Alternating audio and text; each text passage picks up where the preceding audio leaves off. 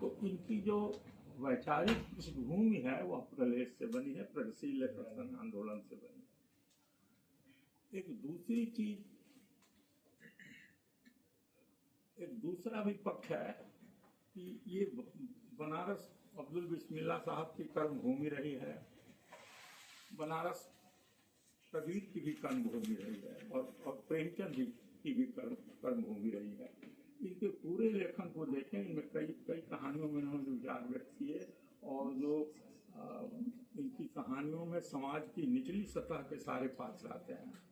तो ये जाने अनजाने जानबूझ कर कहेंगे हम लोग, ये कबीर की परंपरा से भी जुड़े हुए हैं, कबीर की परंपरा से भी इनको प्रेरणा मिली है, प्रेमचंद की परंपरा से प्रेरणा मिली है और इनके खुद का जीवन समाज की निचली सतह के लोगों के साथ गुजरा है। तो ये चार तत्व हमको नजर आते हैं सोचने में। एक तो प्रगतिशील लेखक संघ से जुड़ाव, दूसरा जमीन की निचली सतह से सीधे तौर पर जुड़ाव उनके बीच होना, कबीर की बनारस में होने के कारण कबीर की परंपरा का असर और प्रेमचंद की परंपरा का असर। उन्हीं दिनों की घटना मुझको याद आती है। हम लोग एक अब पत्रिका निकालते जिसकी चर्चा अभी हुई है, वो मेरे मित्र अभय जी अब नहीं है, हम और वो दोनों जाते थे बनारस में उस पत्रिका को छपवाने। तो एक गली से होकर जाते थे तो एक दिन देखा हम लोगों ने कि अब्दुल बिस्मिल्लाह साहब वहाँ जो बनारसी साड़ियों की मंडी होती है, जहाँ वहाँ के बुनकर लंबे लंबे कार्डवुड के साड़ी सजा कर बुनकर बेचने के लिए आते हैं और जो गद्दियाँ होती हैं उनको खरीदने के लिए उनकी दुकानें लगी हुई होती हैं। तो वहाँ अब्दुल बिस्मिल्लाह साहब को हम लोगों ने देखा कि ये वहाँ पर खड़े हैं। तो हमने पूछा कि मजाक में कहा कि अब्दुल बिस्मिल्लाह साहब आप कैसी साड़ी ले रहे हैं, खरीद चुके या खरीदनी है? उन्होंने कहा कि नहीं भाई, मैं एक उपन्यास लिख रहा हूँ बनारस के बुनकरों पर।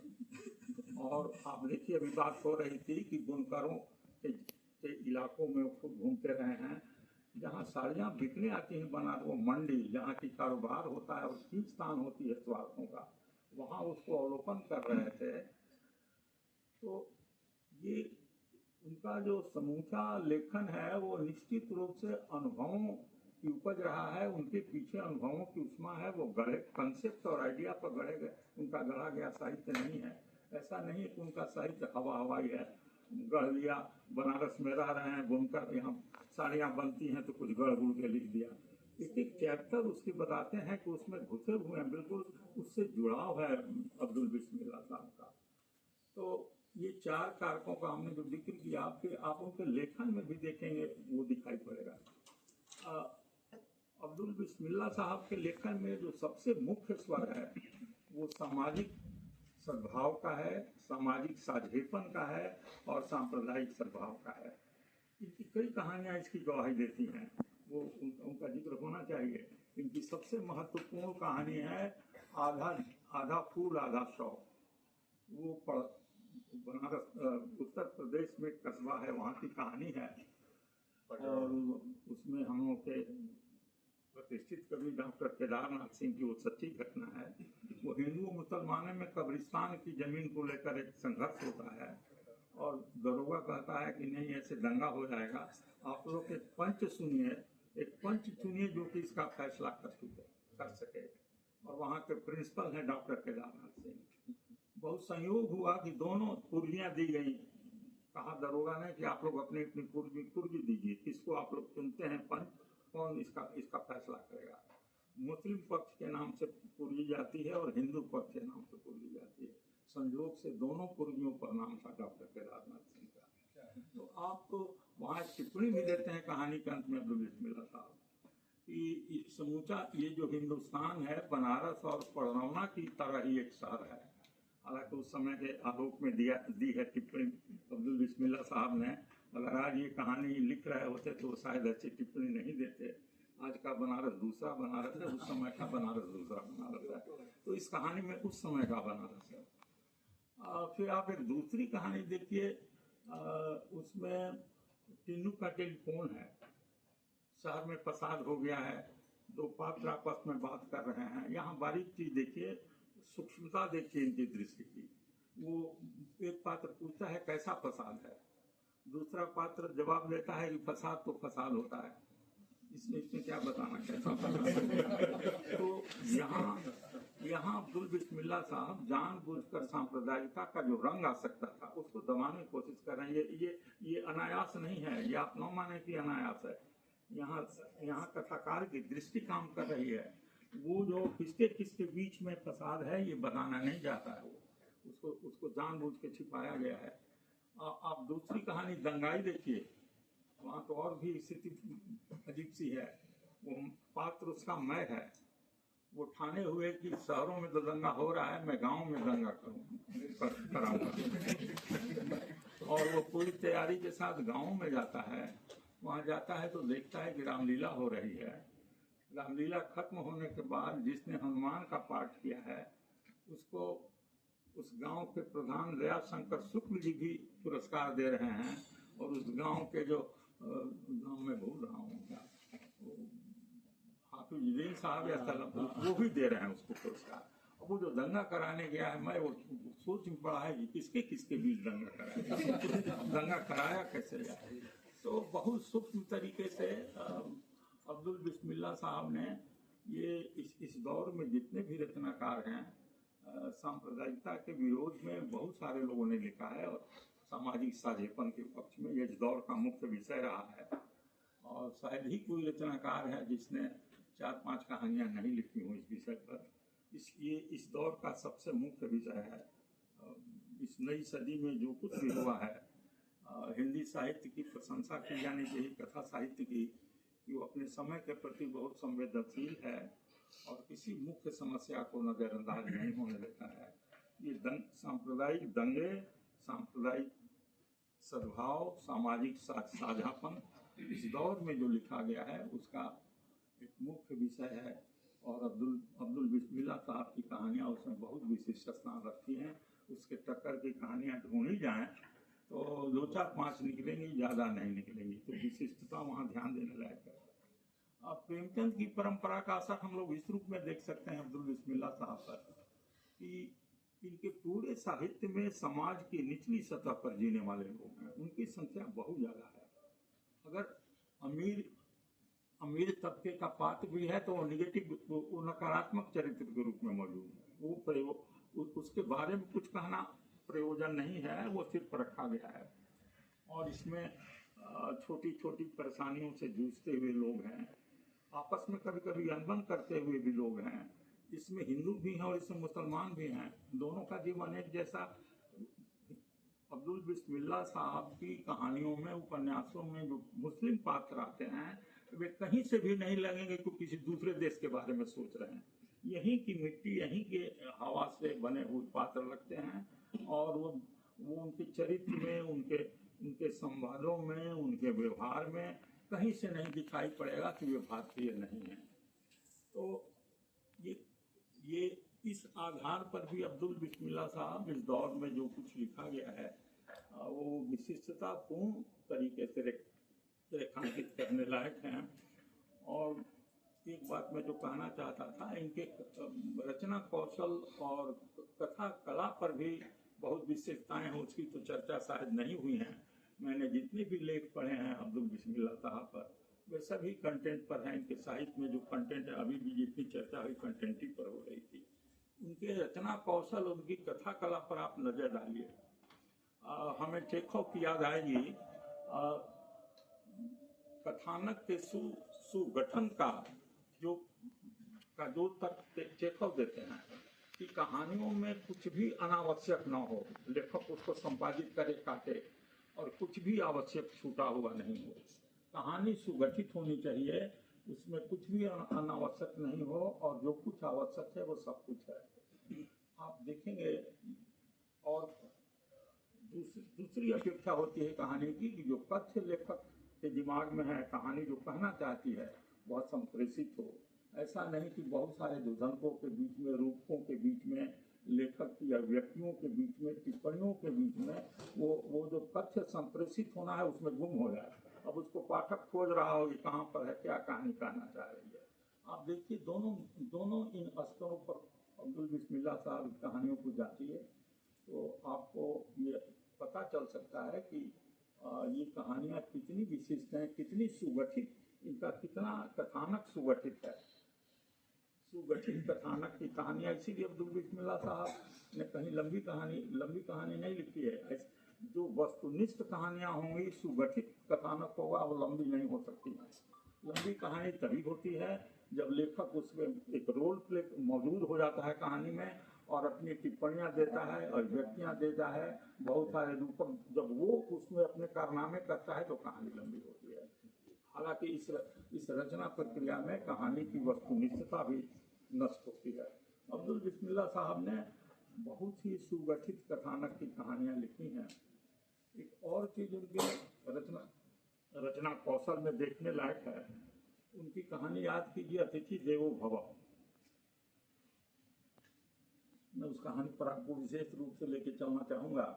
डॉक्टर सुरेंद्र चौधरी ने कहा है अपने एक लेख में कि जो ब्यौरे होते हैं, विवरण होते हैं जीवन के, परिवेश के, चरित्र के, किसी घटना के, वे उपन्यासों की जरूरत होते हैं।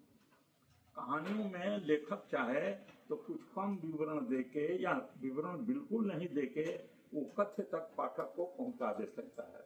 कहानी यह विधा है जो कथ्य तक पाठक को पहुंचा दिया जाए, और उपन्यास जीवन की विधा है, उसमें जीवन को नजर आना चाहिए। इसके लिए ब्यौरों की जरूरत होती है और विवरणों की जरूरत होती है।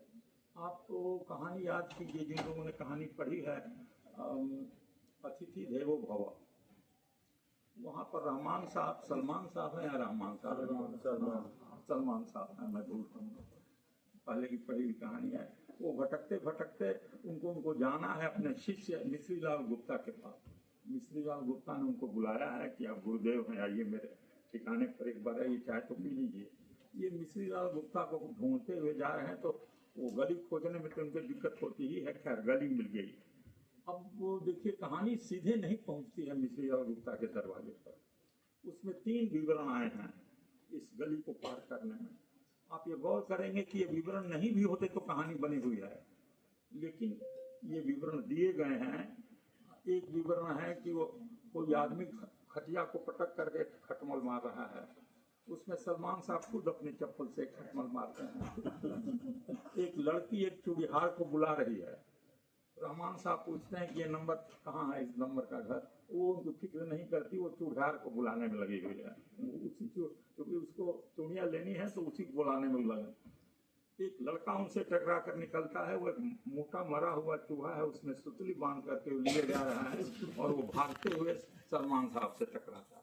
आप ये देखिए इस कहानी को, ये तीनों उस गली के विवरण हैं। तीनों विवरण ये जरूरत कहानी की नहीं थे, ये कहानी इनके बगैर भी बनती। वो अब जब गली मिल गई तो सलमान साहब सीधे वहां पहुंच जाएंगे। कोई भी रचनाकार ऐसे ही करता। अब वो समय व्यस्त हो चुका है, गली खोजने में समय बहुत बर्बाद हुआ, अब और समय कहाँ बर्बाद करे, वो पहुंचा देता वहां पर। लेकिन यह है कि अब्दुल बिस्मिल्लाह साहब कहानियों में भी उपन्यास की आत्मा पिरोते हैं। यही कला है जो इस दौर के लेखकों में नहीं दिखाई पड़ती। वो लिखते हैं कहानी, लेकिन उसमें उपन्यास की आत्मा पिरोई हुई रहती है। वो आप देखें अब्दुल बिस्मिल्लाह साहब की सारी कहानियां कहीं विवरणों से परहेज नहीं है, और वो कहीं जितने विवरण, यह भी है कि उसका सूक्ष्म अवलोकन हुआ है, वो गढ़े नहीं जा सकते हैं। मरा हुआ मोटा चूहा एक लड़का ले जा रहा है, चूड़ियारिन को बुला रही है लड़की, और ये आप गढ़ नहीं सकते हैं। ये दिमाग में मैं पूरे विश्वास के साथ कह सकता हूँ कि कोई भी लेखक चाहे वो जितना भी समर्थ हो, उसको मन कर रहा हो कि इस गली में कुछ विवरण गढ़े जाएं, तो ये विवरण नहीं गढ़े जा सकते हैं। ये विवरण जीवन का अवलोकन करके ही लाए जा सकते हैं। निश्चित रूप से अब्दुल बिस्मिल्लाह साहब ही गए होंगे, हो सकता है ये इनके विवरण, तो अन्यथा ये ऐसे विवरण कहानी का अब तो बताएंगे अब्दुल बिस्मिल्लाह साहब। लेकिन ये संभव नहीं है कि कोई कहानीकार ऐसे जीवंत ब्यौरे गढ़ दे, वो नहीं गढ़ सकता है। एक तीसरी इनके रचना कौशल और कथा कला की एक छोटी सी और विशेषता दिखाई पड़ती है। अक्सर कहानी कला या कथा कला की बात होती है तो हिंदी में या तो भाषिक चमत्कार की बात हुई है, भाषिक कलात्मकता की बात हुई है, या शिल्प में कुछ फर्क है इसकी बात हुई है। ये कथानक का सुगठन हो, और कहानी में उपन्यास की आत्मा भी पिरोई हुई हो, ये कला के पैमाने कहीं किसी ने लिखा हो ऐसा नहीं दिख रहा है। आप भाषा ही बोले, मैं भाषा पर आना चाहता था कि उसको माना गया है हिंदी में, हिंदी आलोचना में भाषिक कलात्मकता को माना गया है। निर्मल वर्मा का बहुत नाम लिया, लेकिन खैर हिंदी ने उनको बाद में छोड़ दिया। नामवर जी ने बहुत नाम लिया, खुद नामवर जी ने भी उनको छोड़ दिया। और फिर ज्ञानरंजन की भाषा जो आक्रामकता भरी हुई बेलौसपन की भाषा, फिर काशीनाथ जी की भाषा खिलंदड़ी वाली भाषा, फिर आपको स्वयं प्रकाश का शिल्प आया संवाद का। वो लगता नहीं कहानी बैठ के टेबल पर लिखने में, लग रहा है पाठक सामने बैठा हुआ है, उसको कहानी सुना रहे हैं। असगर वजाहत साहब की भाषा जिसमें व्यंग्य भी है, चुहन भी है। तो उदय प्रकाश जी की भाषा जिसमें शिल्प कहिए उसको, एक प्रसंग को बताने के लिए 5 जुड़े हुए प्रसंग खड़े करेंगे और बहुत बड़ी मीनार खड़ी हो जाएगी। तो ये उन्होंने, जैसा लोग कहते हैं, मैं लैटिन अमेरिका साहित्य का बहुत ज़्यादा मैंने अध्ययन नहीं किया है, मैं कह नहीं पाऊंगा इस पर कुछ, लेकिन लोग कहते हैं कि ये वहाँ से लिया गया शिल्प है। अब हो भी सकता है, नहीं भी हो सकता है। अब्दुल बिस्मिल्लाह साहब भाषा का घटाटोप नहीं कहानियों में करते हैं, लेकिन जहाँ जितनी जरूरत है वो जरूर रखते हैं। आप याद कीजिए टिन्नू का टेलीफोन कहानी, टिन्नू के टेलीफोन के अंत में कहाँ कहानी खत्म होती है? कहानी खत्म होती है वो जो टिन्नू है पत्थर पर बैठा हुआ है चट्टान पर और अपने दोस्तों को फोन मिला रहा है, जिसको वो लूट के लाया है प्रसाद में।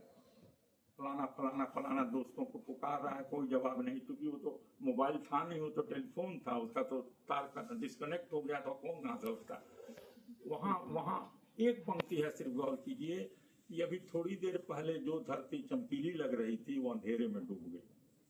मैं समझता हूँ कि एक लाइन को कोई चाहे तो 5 पैराग्राफ में फैला दे सकता है, लेकिन अब्दुल बिस्मिल्लाह साहब में कला का संयम भी है, शब्दों का संयम है।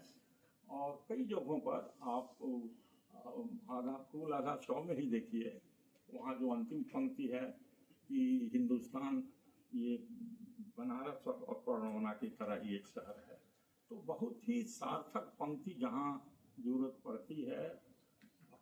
अब्दुल बिस्मिल्लाह साहब की भाषिक कलात्मकता भाषा का घटाटोप करने में नहीं है, जहाँ जितनी जरूरत है वही कहने में है। ये संयम भी आज के लेखों में नहीं। आप नई सदी में जो रचनाकार उभर के आए हैं 21वीं सदी में, 21वीं सदी के रचनाकारों की आप कहानियां पढ़िए, जितनी वस्तुनिष्ठता होगी उससे ज्यादा उनकी टिप्पणियां, उनकी अभिव्यक्तियां होंगी, और जैसे कि वो कहानी में खुद को मौजूद दिखाने के लिए बेचैन होने जा रहे हैं। ये कहानी की वस्तुनिष्ठता इसकी गुंजाइश नहीं देती है। आप कहानी में आप मौजूद होइए जहाँ जरूरी है, कोई हर नहीं, कुछ टिप्पणी देने के लिए, कुछ अभिव्यक्ति देने के लिए आप आ सकते हैं, लेकिन आप ही आप हों और कहानी की वस्तुनिष्ठता हाशिए पर जा रही हो, तो इस स्थिति के आलोक में आप जब अब्दुल बिस्मिल्लाह साहब की कहानियों का मूल्यांकन करेंगे तो आप पाएंगे कि कला के स्तर पर इस दौर के बहुत सारे रचनाकारों से विशिष्ट है। एक और विशेषता भी छोटी सी हमको याद आ गई, वो आपको टिन्नू का टेलीफोन में ही देखिए। वहाँ एक पात्र कहता है क्या पुलिस रोक नहीं रही है इसको, तो दूसरा पात्र कहता है कि नहीं पुलिस नहीं रोक रही है, सरकार भी नहीं रोक रही है, नहीं सरकार भी नहीं रोक रही है। इन 4 वाक्यों के संवाद है। ये एक समय और समाज का बहुत बड़ा परिदृश्य इन 4 वाक्यों से खड़ा होता है। मैं विश्वास के साथ कह सकता हूँ कि नई पीढ़ी का कोई कहानीकार होता तो इस पर कम से कम 5 पेज लिखता। 4 पंक्तियां गुंजाइश देती हैं